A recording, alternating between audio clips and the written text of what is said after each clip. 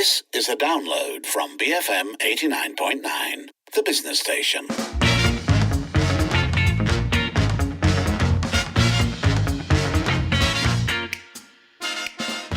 It is 5:05 in the evening. You are with Lynn, Kelvin and Aiman. And first things first, just to let you know, helmets on, kiddos. All of this week, we're highlighting children's road safety with a specific focus on the importance of kids' helmets.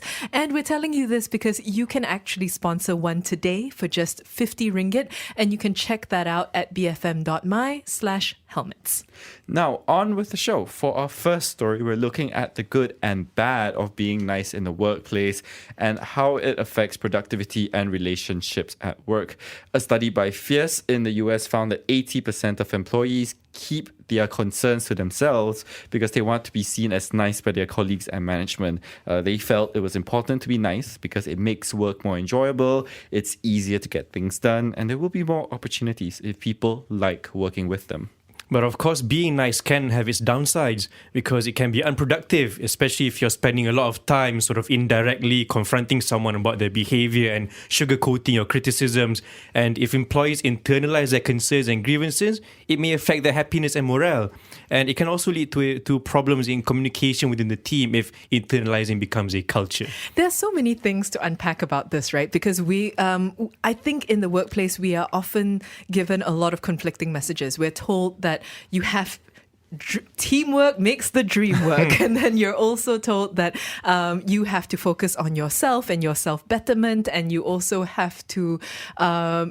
often with things like peer reviews, you also have to kind of grade your fellow colleagues. There are just so many different things in a workplace where you are often just trying to get along, but I can definitely see how it can backfire. I think there's also stuff to consider, like aside from just being nice, very often people are afraid of giving criticism or complaining about their teammates because they don't want to affect people's livelihood. Yeah. So that's just a whole other layer of things. And I think it's the fear of backfire that maybe stops some people from sort of confronting their workmates because, you know, you don't want to get in a fight with your colleagues. You want to live, continue with your life, like no problems.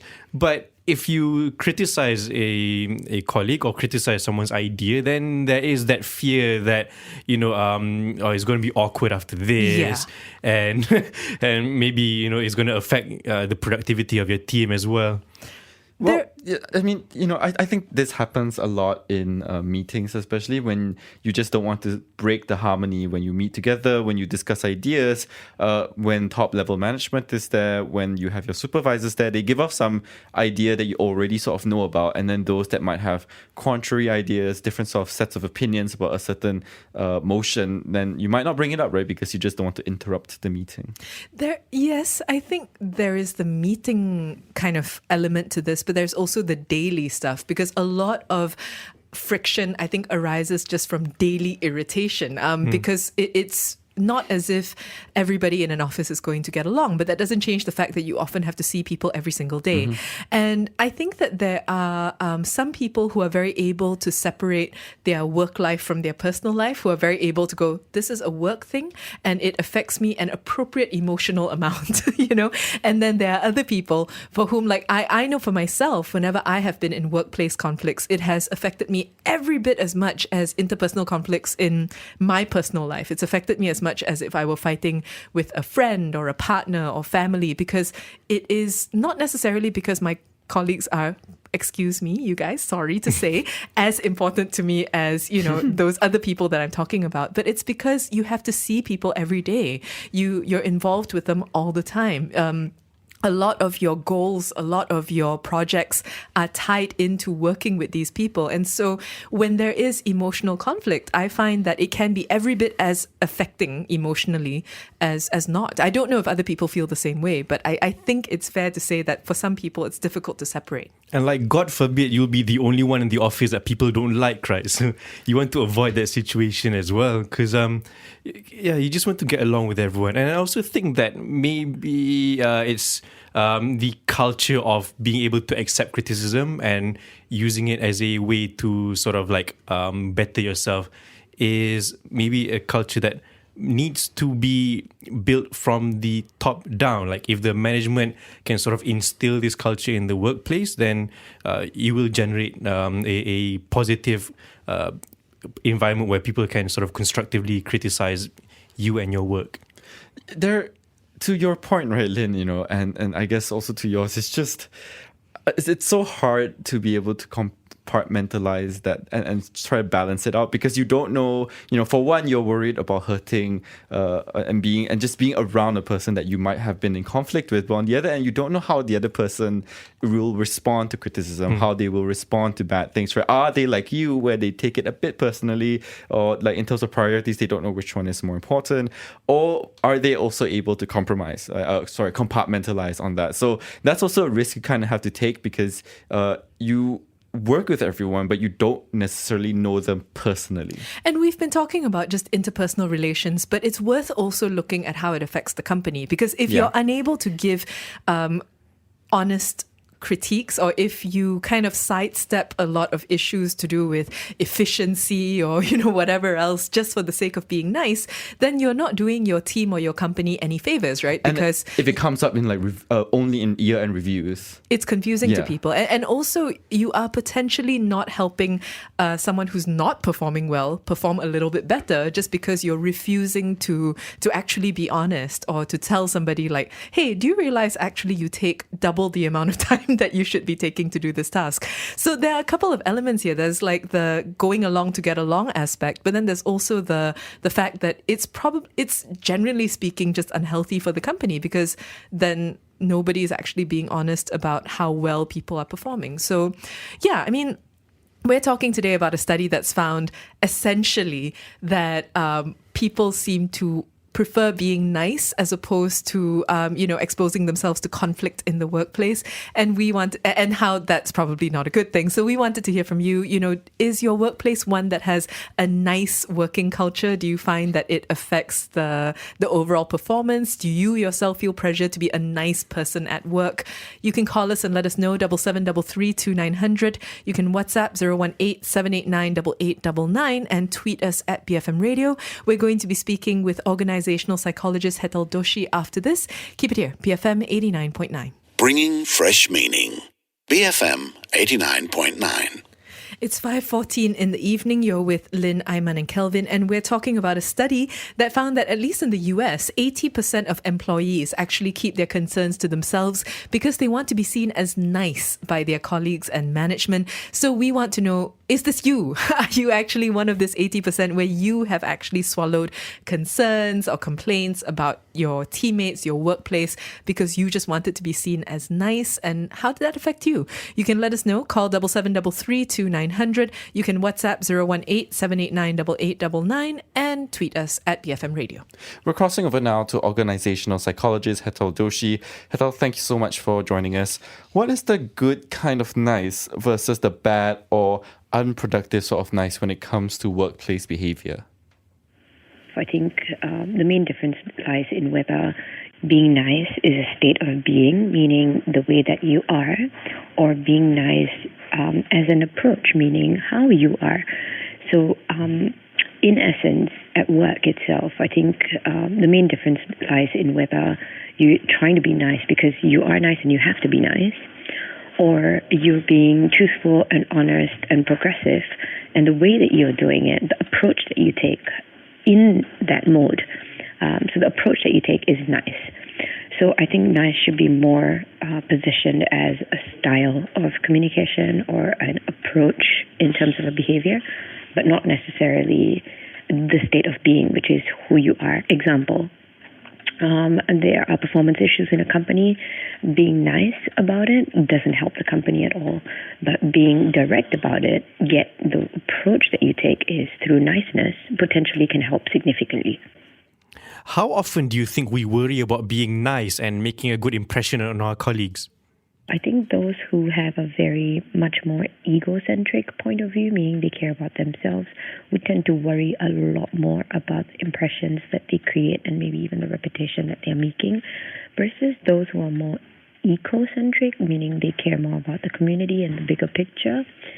Having said that, I don't think it is about worrying about being nice. I think it is about being mindful that whatever it is that you want to say or whatever it is that you want to do, it is about being mindful about utilizing an approach that will help you to get to where it is that you want. Whatever behaviors that you're utilizing, it takes it to the impact that is desired. And so I do think that there should be a significant amount of time being mindful about what approach would help you have your behaviors drive the impact that you so desire and the impact that is beneficial to all. So I guess one of the things that's important to talk about here is that the study found that it's 80%. So do you find that being nice at work is something that's expected of most people? I do think being nice is expected out of humanity, out of being a human being. In essence, I think that's what really differentiates us from being animals. I do think there is a time and space to be nice, and I do think that there is a time and space to be harsh and extremely strong with the way that we do, that we say things. It really depends on the circumstances, but I think in general, there are a lot more opportunities, high potential opportunities for human beings, especially in the workplace, to be nice. There is a business value of being nice. There are huge amounts of research that point to the fact that just being nice increases significant amounts of psychological safety for people to be able to open up, and also for power-based scenarios or hierarchical-based scenarios to collapse. So there is this sense of being equals, being respectful, and creating that space for anyone and everyone to be able to open up. So there is a huge business value in being nice. Right. And is it a different struggle for women as compared to men? 100%. It is more expected out of women to be nice, as it is very much in alignment with the gender stereotype of being a woman. And also women are judged more harshly if they are not being nice. So basically there is an expectation for women to be nice, and there are major consequences if they are not. As opposed for men, they are not expected to be nice, but and there are not significant consequences. And in fact, it is often justified if they are not nice either. This doesn't mean that in the population that I meet that I don't see nice men and that I only see not very nice women. I do see generally both, but I think it is the expectations and the consequences and justification of behaviors that really, really imposes a lot more weight on women, definitely. And what about the line of work that you're in? How much does the industry that you work in sort of influence how nice you have to be? It definitely depends on the industry, or actually it is not dependent on the industry, but it is expected out of certain industries more than other industries. So for example, of course you would need to be nice in a service industry. That is not just something that is dependent on the industry, but is expected out of the industry, as opposed to maybe mining sectors or construction sectors. However, I do think that it should be non-dependent of industries. It should be just dependent on being human and definitely humanizing the workplace. And turning this back to a question of culture, I mean, is being nice also something to do with Asian culture, or is it something that's seen around the world? I think the biggest misconception in Asia is that we think that we are nice and that in the Western parts of the world are not as nice. In my travel, in my extensive travel, you would recognize that being nice is not an Asian thing. It is definitely a human thing, and that you would see this across many different cultures. In fact, there are many times in Asia itself you would see that it's not significantly present in parts of Asia, especially in very city-like countries. So I don't think this is necessarily an Asian phenomena, although I do see it as a city or suburb or community phenomena. So different communities, even in a country or in a suburb, tend to have different culture or different values and level of importance that they place to it.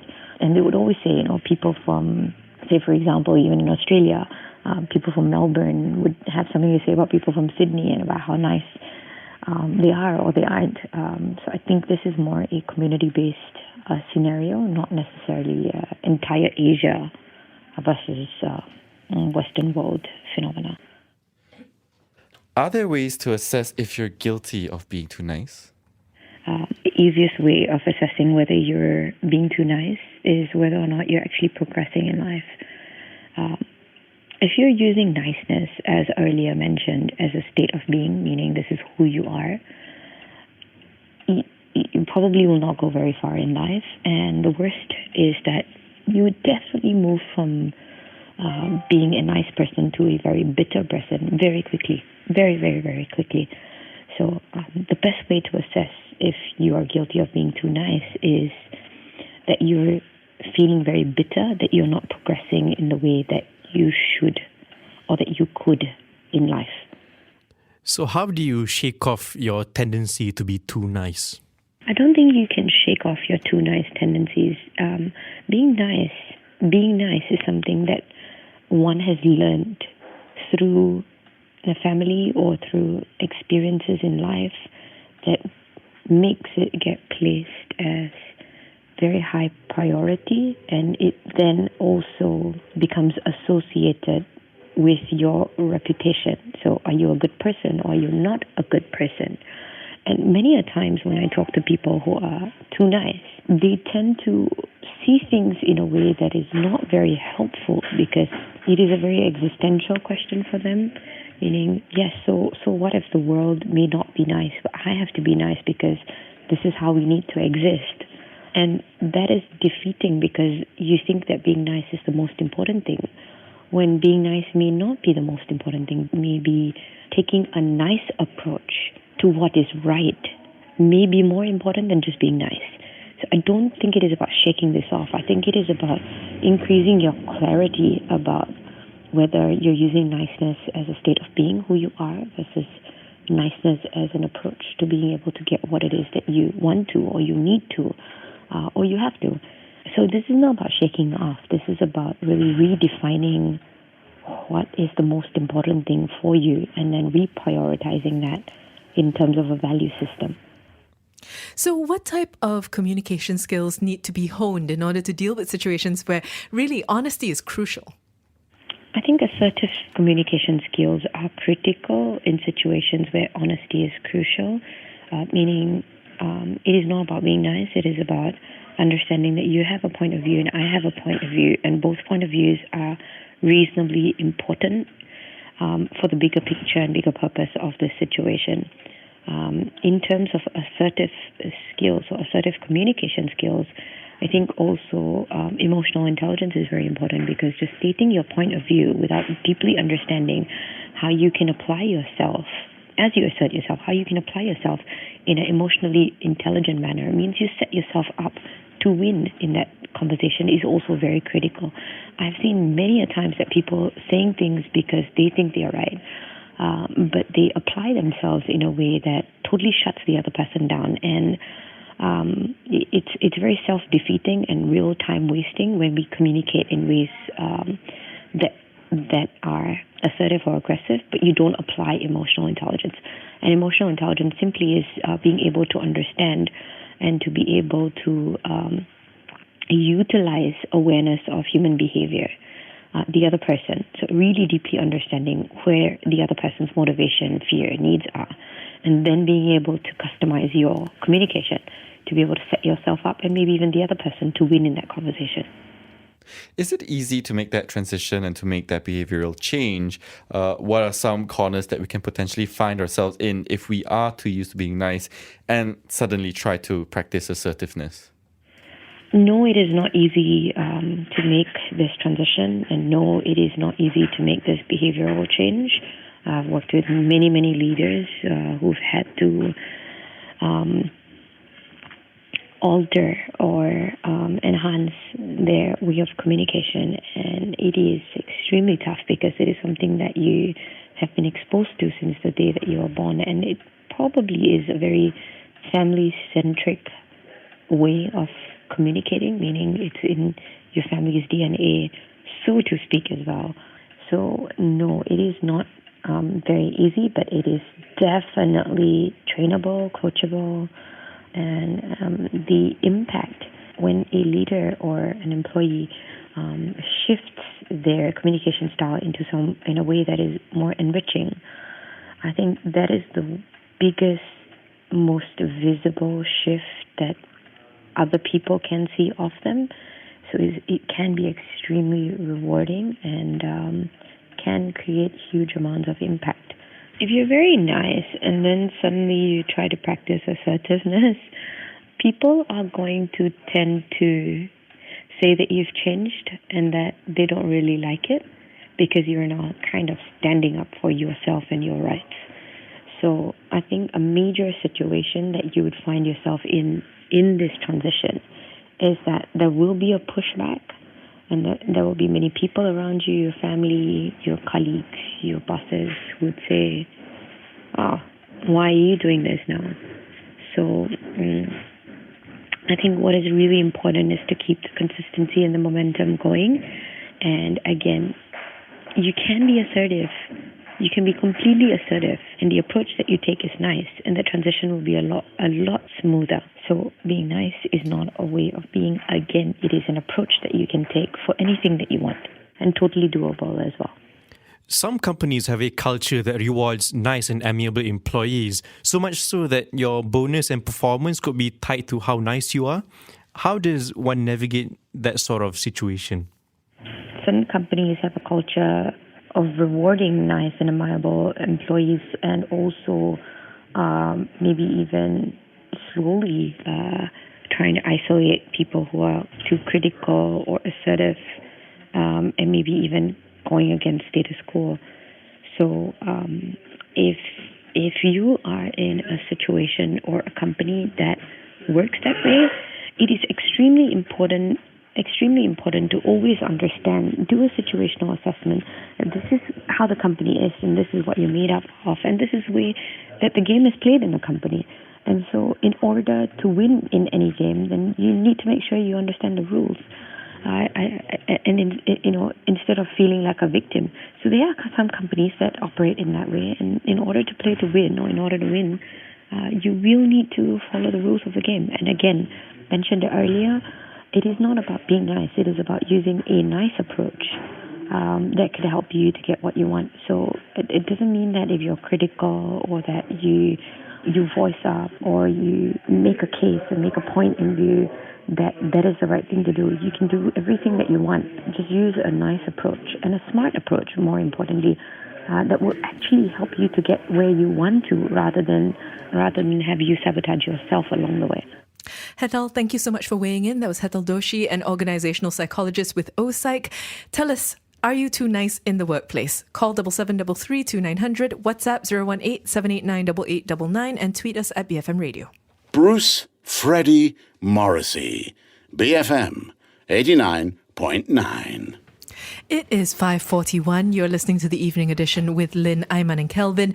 And we were speaking earlier about niceness in the workplace and whether or not we need to recalibrate whether or, how much we focus on niceness over actually airing, perhaps some of our concerns more honestly, because it turns out that 80%, according to a survey conducted by Fierce in the United States, 80% of employees actually kind of swallow those concerns in lieu of being thought of as nice. So we've been asking you for your thoughts, and specifically looking at how you conduct yourself in the workplace. Again, you can call us at 7733 2900. You can WhatsApp 018 789 8899. Tweet us at BFM Radio. And we have a WhatsApp from Wisely who says, "Sorry, I'm just at work for the money, not to be liked, neither to be loved or to love the company. Just a few weeks back, my senior approached me for add-on task. My answer was, can pay me more for additional tasks because I have no love for the company. Okay, I only work for money. That way they know I won't be taken for granted easily."